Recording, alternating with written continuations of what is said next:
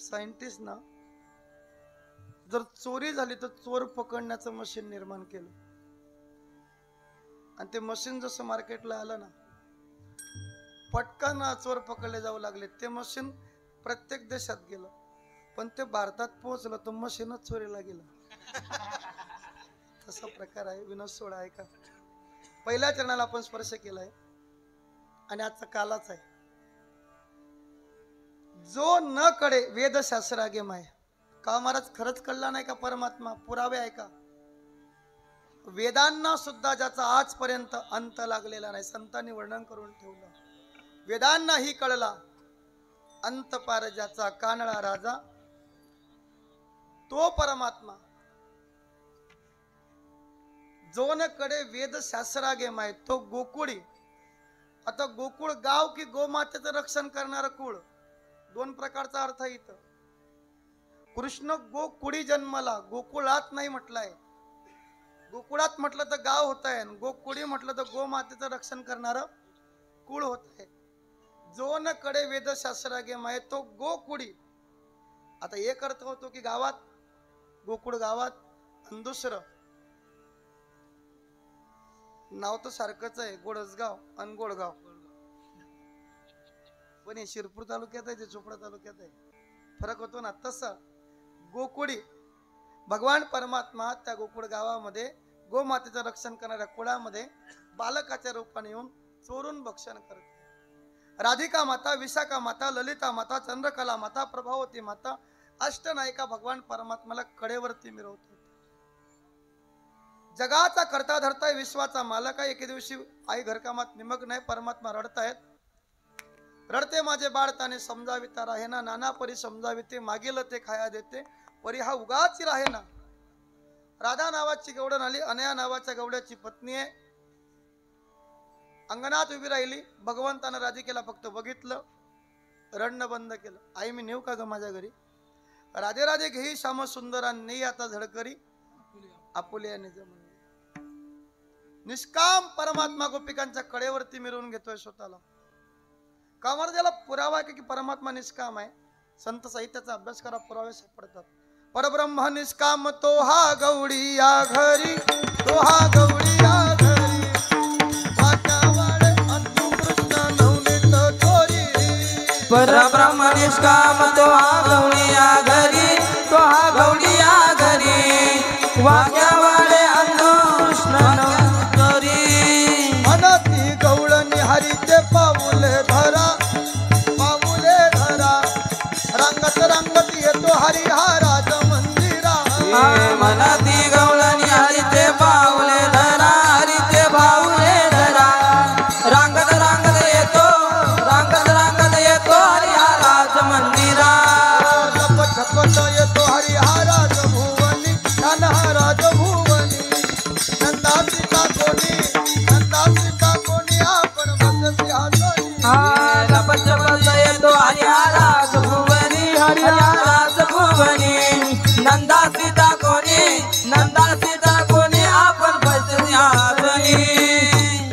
परब्रह्म निष्काम तो हा गौडी या घरी. तो परमात्मा गोपिकांनी कडेवरती मिरवलेला आहे. घरी आणलाय. सासूने विचारलं राजे कोणाचं कार्ट उचलून आणलं. तिने स्नेहाने सांगावं राधा मातेनं की आपल्या गावच्या मुखियाचं नंदराजाचं आहे. परवानगी मिळाली सासूबाईंची की रोज आणत चल. जरा ऐका काळच असा येतो द्वापार युग आहे. धर्मशास्त्राचा अभ्यास करताना लक्षात येतं की राधा राणी सासूची परवानगी घेते आणू का घरात. सासूची भीती होती. 2024 मध्ये आनंदाचे दिवस आहे की नाही ताई. सासूची भीती नाही. आता सासूला भीती येणारा वादळ कस काय असेल. गेले ते दिवस राहिल्या त्या. जरा ऐका परवानगी घेतली आतमध्ये नेलं परमात्म्याला पलंगावर टेकवलं आतून दरवाजाची कडी बंद केली आणि सहज राधा माता म्हटली लाला आप अगर बडे होतो तो हमारे साथ में नहाते ना. आणि परमात्म्यानं दिव्य रूप घ्यावं आणि तेवढ्यात त्यांचा मालक घरी यावा दरवाजावरती थाप टाकावी राधा म्हणून आवाज द्यावा. राधा राणी परमात्म्याला विनंती करते की होते त्या रूपात या. भगवंतान थोडी गंमत केली आपण नेहमी ऐकतो कथा कीर्तनाच्या माध्यमातून की परमात्म्याने सांगावं. आईनं फक्त मोठा व्हायचाच मंत्र सांगितलं लहान होता येत नाही. राधा राणीने दुःख व्यक्त केलं. डोळ्यातून अश्रुधारा गळू लागल्या. आणि भगवंत म्हणतात जो होय माझं अनन्य शरण. कायिक वाचिक मानसिक मदार्पण करी स्वाभाविक मज वेगळा अनेक भावार्थ देख स्फुरेना किंवा जो होय माझं अनन्य शरण तयाचेच निवारे मी. आणि राधा राणीचा भाव बघून भगवान परमात्म्याचे शुद्ध प्रेम बघून होते त्या बाल स्वरूपामध्ये आले. नाथरायांना काही साधकांनी विचारलं भगवान परमात्मा असं का वागतोय, त्यांच्या इच्छेनुसार का जगतोय. तर ऐसा भक्ताचा अंकित लागे तिशी. आणि त्या भक्ताची आवड परमात्म्याला आहे आणि आवड आहे म्हणूनच वैकुंठातलं सुख सोडलं आणि भगवान परमात्मा गोकुळाच्या मातीत आले. अभंगाचं दुसरं ऐसी भाविकाची आवडी देखा, ऐसी भाविकाची आवडी देखा, ऐसी भाविकाची आवडी देखा, ऐसी भाविकाची ऐसी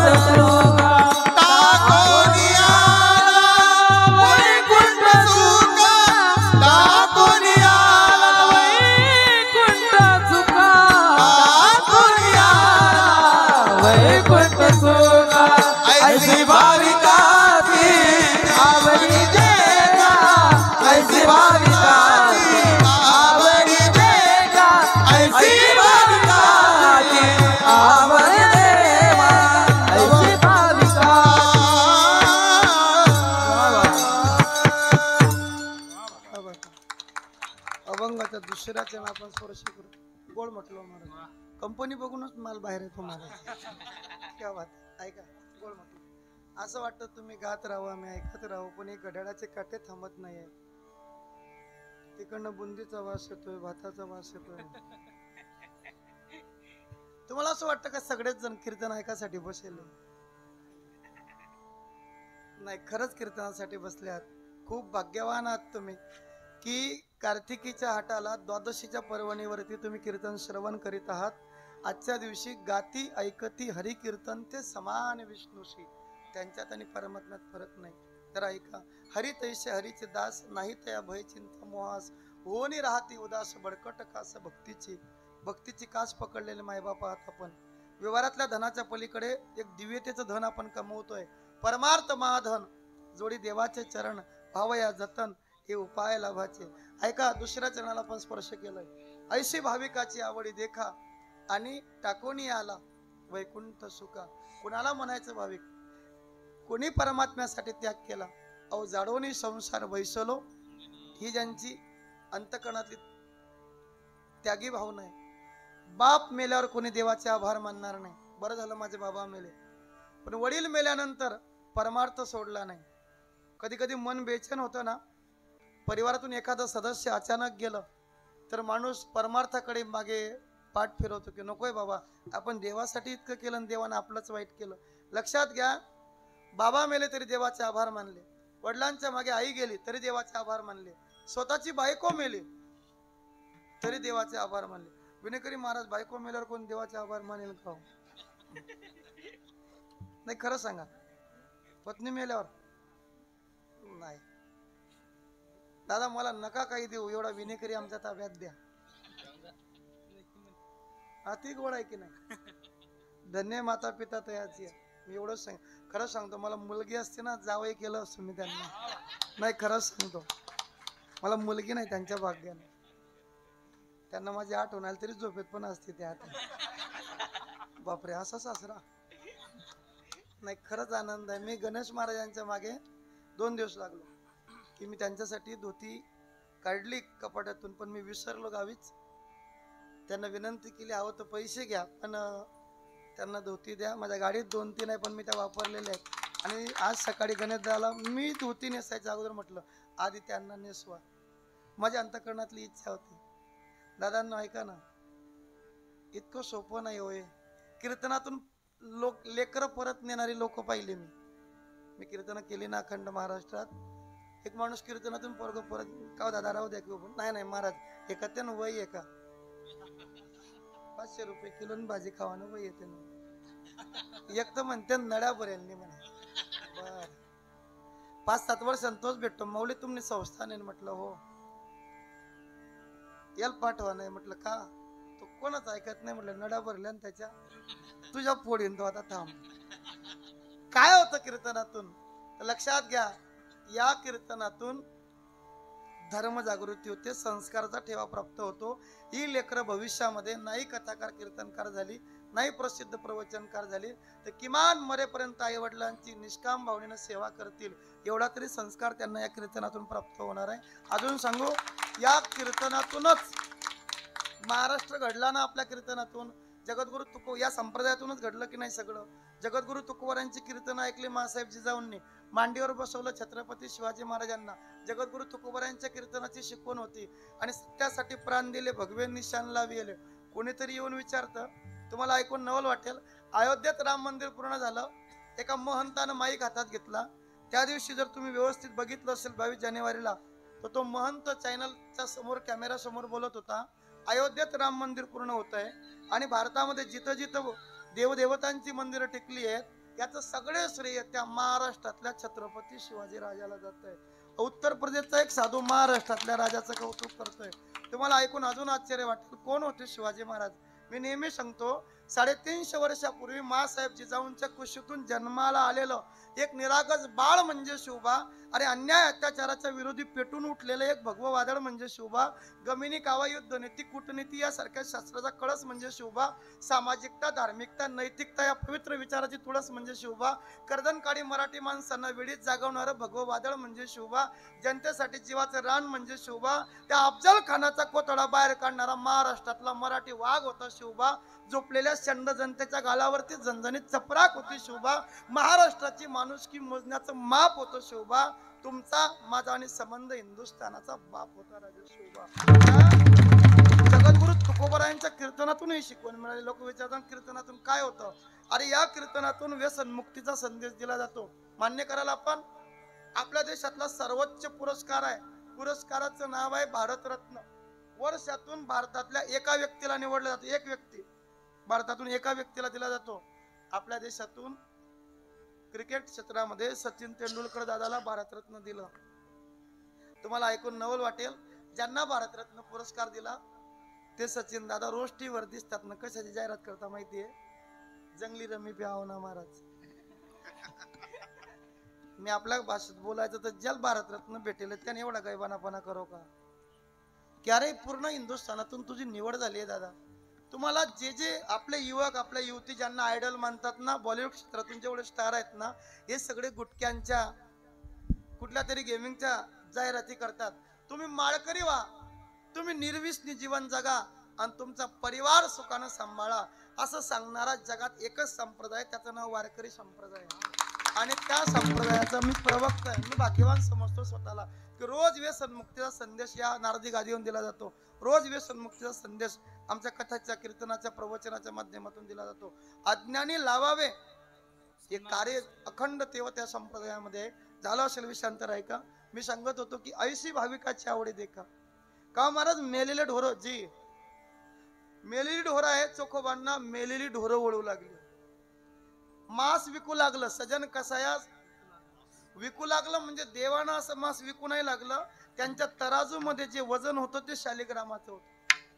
सजन कसायास, अहो भाविकाची भक्ती चांगली असेल, देव मळ्यात खुरपायला येतो. माळ्या सावत्यास भक्ती चांगली आहे ना तर नरहरी सोनारा. एवढंच नाही, दडू कांडू लागे जनीची असंगे. जनाबाईला दळण दडू लागलं परमात्म्याने. एखादा माणूस दळण दळायला चालला, त्याला जर आमच्या एखाद्या वारकऱ्याने विचारलं का दादा तुम्ही दळायला, तो म्हटलं महाराज कीर्तनात नाही सांगितलं का देवान दळलं होतं. मग तू देव आहे का? आत्माराम तुकाराम भिडे, तू देव आहे का? देवानं केली ती लीला आहे, आपण करतो ते कर्म आहे. भगवंतांनी जे केलं ना भक्तासाठी केलं. मायबाप ऐका, ऐसा भक्ताचा अंकित लावे तैशी लावी प्रीत, ऐशी भाविकाची आवडी देखा टाकून आला वैकुंठ सुखा. भगवान परमात्मा गोकुळाच्या मातीत लीला करतो. हळूहळू भगवान परमात्मा गल्लीने फिरायला लागले. कुणाच्या तरी दारचं वासरू सोडलं, कुंभारवाड्यात नेलं, तिथलं गाढव आणलं, ते वासरू तिथं बांधून आला. वासराच्या जागेवरती परमात्म्याने गाढव बांधलं. कुणातरी दारचा बैल सोडला, शेजाऱ्याच्या गाईच्या खुंट्याला बांधला आणि ती गाय बैलाच्या जागेवरती बांधली. एखाद्या वेळेला सकाळच्या प्रहरी गोपिका लवकर उठली, मालक तिच्या दुसऱ्या गायीकडे, ती गोपिका मालकाला मदत करते. जिथं आयुष्यभर गाय बांधलेली आहे त्या गायीच्या जवळ ती गोपिका गेली. पण देवानं काय केलं होतं, गाय सोडून अंधारात बैल बांधून ठेवला होता आणि गाय समजून ती बैलाच्या खाली बसली. कशाला? काय करीन तो बैल? आपण कधीतरी बसून बघू. ऐका ना, वासरू समजून गाढवाजवळ गेले. गाढवाजवळ गेल्यानंतर काय करताय गाढव? माझी गोडसगावकर नगरवासियांना आणि जे जे वारकरी जिथून जिथून आले सर्वांना एक विनंती आहे. येत्या 20 तारखेला जात पात सगळं बाजूला सोडून हिंदू म्हणून सर्वांनी मतदान करा. आणि दुसरी विनंती, मी का सांगतोय तुम्हाला, असं गाढव शब्द आलाय म्हणून. कोणी जर 200-500 रुपये देऊन आपलं मत विकत घेण्याचा प्रयत्न करत असेल ना तर त्याला सांगा मला पैसे देऊ नको, जेवढे रुपये मला देतोय त्यातून एक गाढव आणून दे. तुम्हाला माहिती म्हणून सांगतो, मायबाप जीवाचं कान करून ऐका. गाढवाची खरेदी विक्री करताना अशी रस्त्यावरती गाढवाची विक्री होत नाही. गाढवाची विक्री करताना मंडप टाकावा लागतो आणि खाली सतरंजी हातरावी लागते आणि तेव्हा गाढवाची खरेदी विक्री होते. तुमच्या परिसरात कुठे जरी कुंभार बाबा असतील तर त्यांना जाऊन सांगा की महाराजांनी आमच्या गावात असं सांगितलं, हा विषय खरा आहे का? गाढवाची विक्री करण्यासाठी मंडप टाकावा लागतो, खाली सतरंजी हातरावी लागते, तेव्हा गाढवाची बोली लागते. जर गाढवाची एवढी व्यवस्था आहे, हा आता घरी गेल्यावर विचार करा. तर गाढवाची अवस्था आहे. आपण माणूस आहोत. एक लक्षात ठेवा, सगळ्या गोष्टी सगळे पक्ष बाजूला ठेवा. हिंदू धर्म टिकला पाहिजे यासाठी बटन दाबताना प्रभू रामचंद्राचं मंदिर डोळ्यासमोर घ्या, आपल्या लेकरांचं भवितव्य डोळ्यासमोर घ्या आणि हे सगळं सांभाळा. काय नाही, आमचं थोडं आयुष्य आहे. काय 35-36 वर्ष माझं वय चाललेलं आहे. कितीतरी परमात्म्याने दिलं असेल आयुष्य, तेवढं जगायचं आहे. एक दिवस आम्ही संपणार आहोत. आम्ही गेल्यानंतर या धर्माला कोणीतरी सांभाळणार पाहिजे. म्हणून रोजचे कीर्तनकार कथाकार जीवाचं रान करताय. नाही तर वास्तविक पाहता वारकरी, बऱ्याच जणांचा असा गैरसमज आहे कीर्तनकारांनी मतदानाबद्दल बोलायचं का? अरे या नारदी गादीच्या पलीकडे आम्ही सुद्धा या भारताचे सुजाण नागरिक आहोत. हा देश आमच्या पण मतावरती चालतो. आमचं एक मत देशाला वाचवू शकतं आणि आपलं एक मत देशाला बर्बाद करू शकतं. तुम्ही एकदा केलेली चूक आपल्याला आयुष्यभर महाराज दुःखाच्या काही ढकलू शकते. आपलं एक मत आपल्या राज्याला इतर राज्यासारखं होण्यापासून वाचवू शकतं. महाराजांनी सांगितलं की नाही काल परवा की तुम्ही पश्चिम बंगालला मी जाऊन आलो ना, तिथं मी गेलो ना, वेस्ट बंगालला गंगासागरला मी गेलोय. आम्ही बघितलंय तिथलं वातावरण कसं आहे. तर तुम्ही जर गेला ना कालिंका मातेच्या दर्शनाला कलकत्त्याला, ऐका ना, तिथं जय श्रीराम म्हटलं तरी मारतात. तुम्ही कधी गेलात ना, जय श्रीराम म्हणणं चालत नाही, चोराप्रमाणे जावं लागतं गल्लीतून. काशीला याच्या अगोदर कोणी गेलो असेल ना 2014च्या अगोदर काशीला, तर सगळी कसायांची दुकानं होती. गाईला कापून त्यांचं मांस लटकवलेलं असायचं. कधी गेलात ना, आज बघा काशी कशी आहे. आणि मी तो सांगतो, काशी आणि ऐका ना, इथं अजून झाकी आहे, मथुरा अजून बाकी आहे. आणि लवकरात लवकर परमात्मा सर्वांना सद्बुद्धी देवो. आणि जसं ज्ञानव्यापीचा निकाल लागला, अयोध्येचा निकाल लागला, तसं मथुरेचं कृष्ण मंदिर लवकर मुक्त हो आणि अतिज्ञान हिंदुत्व तिथपर्यंत जागो अशी पांडुरंग चरणी प्रार्थना करतो. पुढे चालतो. हे सगळं आपल्यावर थेंबे थेंबे. आता विषांतवरील मुद्दा तेवढा पूर्ण करतो. ऐका, भगवान परमात्म्याने गोकुळ रंजवलंय, गांजवलंय. ज्या वेळेला भगवान परमात्मा तसली सगळी लीला करतोय, कुणाच्या डोक्यावरचा माठ फोडतोय, कुणाचा पदर ओढतोय, कुणाच्या लेकराला चिमटी घेतोय आणि एखाद्या आजीची वेणी वळून घरापर्यंत येतोय. ती गोपिका गाणं घेऊन येते, तिचं ऐकून दुसरी येते, त्यांचं गाणं ऐकून मैया यशोदेची काय अवस्था आहे. जर तुम्ही संत नामदेवरायांचा गाथा वाचला तर पुरावा सापडतो. आई बोलते, बाळ सगुण गुणाचं तान, बाळ दिसतय गोजिरवान, बाळ सगुण गुणाचं तान, बाळ दिसतय गोजिरवान. सांगता घरान ग गोकुळच्या नारी, काय सांगता घरान ग गोकुळच्या नारी, काय सांगता घरान ग गोकुळच्या नारी, काय सांगता घरान ग गोकुळच्या नारी. 5 वर्षाचे माझे बाळ अंगणी खेळ खेळे ग, 5 वर्षात माझे बाळ अंगणी खेळ खेळे ग. काल टिकाच घेताळ ग गोकुळच्या नारी, काल टिकाची घेताळ ग गोकुळच्या नारी. लपून याचा भवराळ घेता सारंग धरा, तुम्ही लपून याचा भवराळ घेता शारंग धरा.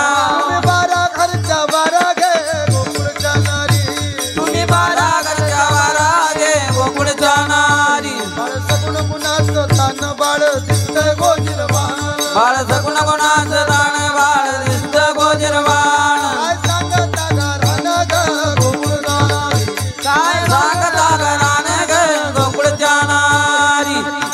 गोपिकांनी करणं आणावी, मैया यशोदेनं मान्य न करावं. जन्मदाती आई मुलाचा गुन्हा एका वाक्यात कबूल करीत नाही. आणि ज्या माऊलीनं एका वाक्यात मुलाचा गुन्हा कबूल केला की समजून चला ही याची सख्खी माय नाही. आई कधीच कबूल करणार. लेकर किती चुकीचं. मी नेहमी सांगतो, मद्य पिऊन लेकरू घरी आलं, त्याचे बाबा त्याच्यावर रागवले, मारायला उभे राहिले. आई आडवी आली, म्हटली नका मारू, रोज थोडी पितो, 31 100 होती म्हणून पिला. काय माया आहे ना. धन्य मातेचे उपकार, तिने दाविले जग उपकाराची फेड नाही. तद्वत ऐका, गोपिकांनी घरणं आणावं, मैया यशोदेनं मान्य न करावं. एके दिवशी भगवान परमात्मा आईच्या जवळ आले. आई घुसडण करते, गुमगुम करती डेरे भूमती, आनंद गवळणी छंदे छंदे डोलती, आनंद गवळणी चंदे चंदे डोलती, आनंद गवळणी छंदे छंदे डोलती, आनंद गवळणी चंदे चंदे डोलती. घुसडण चाललेलं आहे. आईच्या जवळ गेले. आईला परमात्म्याने विनवलं की आई, अगं खरंच मला असह्य वेदनेची भूक लागलेली आहे. आईनं हातातलं काम सोडावं, दैभात जवळ करावा आणि विश्वाच्या मालकाला मांडीवरती बसवून माता यशोदेनं घास भरवावा. जो पूर्ण ब्रह्म आहे ते ब्रह्म विश्वाला तृप्त करतं. आया आधार नाव ज्याचे विश्वंभर, जो जगाचं भरण पोषण करतो. पर्वतिक बैसकानं संडावी, समुद्र रेखा ना लोंडावी, पृथ्वीया भूते व्हावी आज्ञे माझी. ऐका ना, वृक्षाची पान हाले ज्याची सत्ता, जो विश्वाचा चालक आहे, मालक आहे, त्या परमात्म्यानं यशोदाईच्या हातातून घास मुखामध्ये भरवून घ्यावा. जगाच्या मालकाला तृप्त करण्याचं भाग्य माता यशोदेला लाभतं असं सांगत ते चरण बोलतं. 3ऱ्या चरणातला भाव आहे, म्हणताय एका जनार्दनी ब्रह्म परिपूर्ण, एका जनार्दनी ब्रह्म परिपूर्ण, एका जनार्दनी ब्रह्म परिपूर्ण, एका जनार्दनी ब्रह्म परिपूर्ण,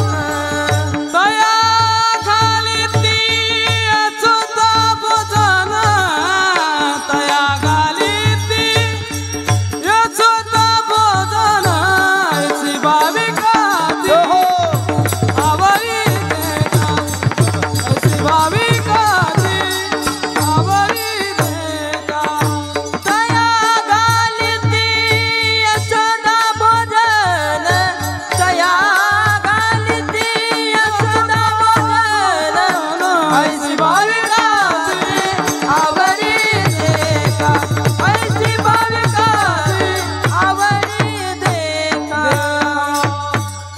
एका जनार्दनी ब्रह्म परिपूर्णतया घाली ती यशोदा भोजन ऐशी भाविकाची आवडी देखा आणि ठाकून याला वैकुंठ सुखा यथामती यथा अवकाश मते दावता भावार्थ मांडला सर्वांनी हात मोकळे सोडा एकदा सप्रेमाने बोलाल किती पटकन तयारी करतायत ना तुम्ही धन्यवाद सर्वांना बोलाल विठोबा रखुमाई गोपाल रखुमाई गोपाल रखुमाई जय गोपाल रखुमाई गोपाल रखुमाई गोपाल रखुमाई हरि जय जय हरि जय जय गोपाल रखुमाई हरि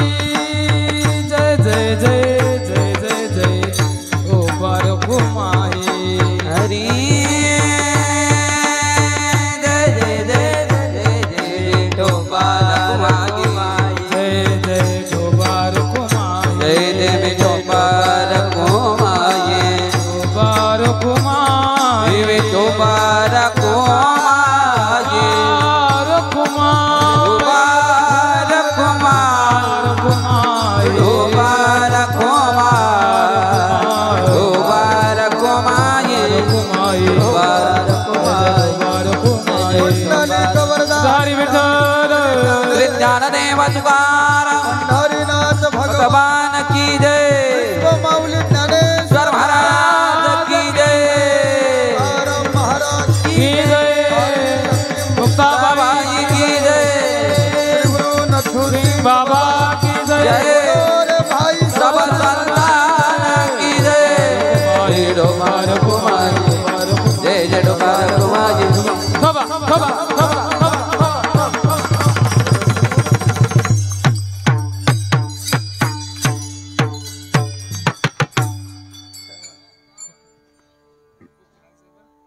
वारकरी संप्रदायाचा एक नियम आहे मायबाप विठोबा रखुमाईचं भजन झालं कीर्तनकार महाराजांनी कमरेला बांधलेला सेला सोडला की लोकच ना जीव मा जीव येस पण खऱ्या अर्थानं आता काल्याच्या कीर्तनाला सुरुवात तुम्ही तर किती बी देखा भेटू दे ना अजून मनाच आत नाही पण मी थांबणार आहे शेवटचे 2 मिनिटं घेतो आणि थांबतो भगवान परमात्म्याने दिव्य अशी लीला गोकुळाच्या मातीमध्ये केली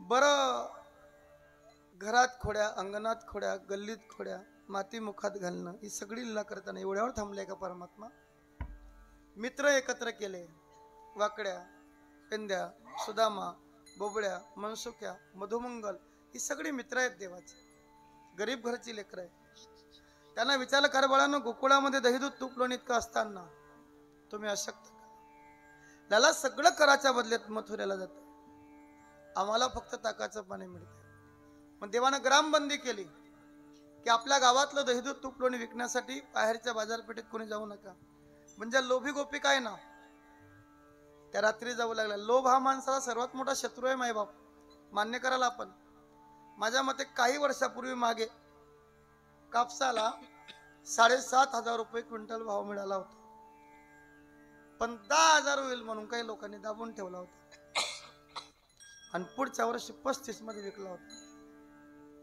लोभ हा दिवसा जाऊ देत नाही ना मग त्या रात्री जाऊ लागल्या मित्र म्हणले लाला काही उपयोग नाही का जातायत गोपी करत किती वाजेला जागतात 3:30 निघतात कधी बाजारपेठेकडे 4:30 पर्यंत झोपण्याची वेळ 11:30 पर्यंत मग असं करू ना आपण रात्री चोरी करू लाला चोरी करणं तुला शोभणार नाही अरे माझ्यासाठी नाही तुमच्यासाठी याल तरी या रे लागे अवघे माझ्या आजी देतो आणि खरं आहे मायबाप रोज कथा सुटल्यावर जर इथं प्रसाद वाटप झाला तर थोडा पण आजचं कीर्तन मी नेहमी सांगतो आजचं कीर्तन सुटलं की सर्वांना आजी देतो नाही म्हटलं तर डबा भरी फक्त एकच करा हळूहळू गाळलेली माती रानातली रानगोखर छोटी छोटी दगड लांब लांब काठ्या गवळ्या घरी जातो दही दूध खातो गवळ्या घरी जातो दही दूध खातो टोळी तो बळकेची फोडी अरे जिंक्याची तोडी तो बळकेची बोली तो नीताचा सडा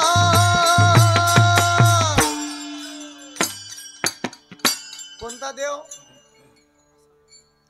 असा कसा देवाचा देव एका पायाने चाले लंगडा पायाने चाले लंगडा हे लंगडा रे लंगडा लंगडा रे लंगडा अरे लंगडा रे लंगडा लंगडा रे लंगडा रोज लीला करू लागला गोपिका रात्री मार्गस्थ होऊ लागल्या प्रातःकाळी प्रहर रात्री प्रातःकाळी प्रहर रात्री उठल्या गवळणी बारा हे उठल्या गवळणी बारा मांडी येले घरोघरी सकडा उसळण मानी येले घरोघरी सकळा नित्यानंदे प्रेमानंदे नित्यानंदे प्रेमानंदे ऐशा गाती गोपाळा ऐशा गाती गोपाळा हसरपरी कैसा गाती मदन सावळा हसरपरी कैसा गाती मदानाचा वाळा घुम घुम करती घुम घुम करती घुम घुम करती तेरे भूमाची आनंदल्या गवळणी छंदे छंदे डोलती हा बनवल्या गवळणी छंद छंद डोलाती आनंदल्या गवळणी छंद छंद डोलाती एकी म्हणे साजनी तुम्ही लपवा गेलोनी एकी म्हणे साजने तुम्ही लपवा गेलोनी हो कोणी कळून हाग सके येईल चक्रपाणी पुणे कडून आग सखे येईल चक्रपाणी घुम घुम करती घुम घुम करती घुम करती डेरे भूमाची आनंदल्या गवळणी चंद्र चंद्र डोलती आनंदल्या गवळणी झंडे झंडे डोलाती आनंदल्या गवळणी झंडे झंडे डोलाती या गोपिकांनी रात्री मार्गस्थ व्हावं परमात्म्याने ग्रामबंदी करावी हळूहळू भगवान परमात्म्याने खोड्या वाढवल्या सिंके तोडावे मडके पडावे ती अवस्था बघून गोपिका ज्या वेळेला यशोदाईपर्यंत आल्या यशोदे कृष्णाला सांगावे गोकुळे राहावे की अगं लाडका कानाबाई तुझा तुला गोड वाटे मी 20 रुपये देईन पण टाळ व्यवस्थित वाजवा शाबास म्हटले आवरी आवरी आपुला काना नासेल आमच्या सुना लाडका कानाबाई तुझा तुला गोड वाटेण्याच्या खोड्या किती सांगू महीपत्र सिंधू वाटे अवघ्या मिळवणी गवळणी येती नंदाच्या अंगणी अवघ्या मिळवणी गवळणी येती नंदाच्या अंगणी जातो गोकुळ सोडोनी आमच्या सुना हो घेऊनी आम्ही जातो गोकुळ सोडून आमच्या सुना घेऊनी हे बाई आम्हासी पाहावे नाही सोदे बाळ तुझा गकाना हे या माती पावे ना यशोदे बाळ तुझा काना कोठवरी सोसू धिंगाणा कोठवरी सोसू धिंगाणा कोठवरी सोसू धिंगाणा कोठवरी सोसू धिंगाणा ये गोपिका समोर येते यशोदाईशी बोलताना म्हणते यशोदे अजून लाज नाही तुझ्या मना लाज काढली माता यशोदेची आणि आई रडा